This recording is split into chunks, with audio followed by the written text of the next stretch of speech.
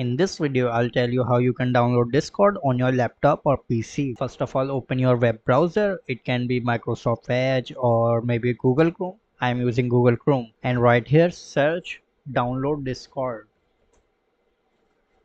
Press enter and go to this first website. And from here, download Discord setup.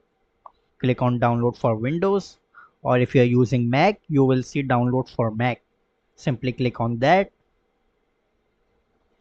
and from here you can see it is downloading. And once it is downloaded, simply click on three dots and go to this downloads, and from here click Discord setup and your Discord will be installed. From here you can see it is being installed. Wait for few moments and it is downloading updates.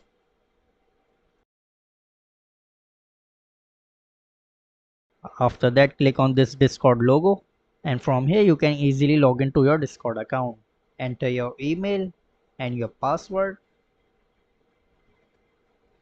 and click on login. And if you don't have an account, simply click on register and you can register for a new account. So that's how easily you can download Discord on your laptop or PC. So that's it for this video. If this video helped, subscribe.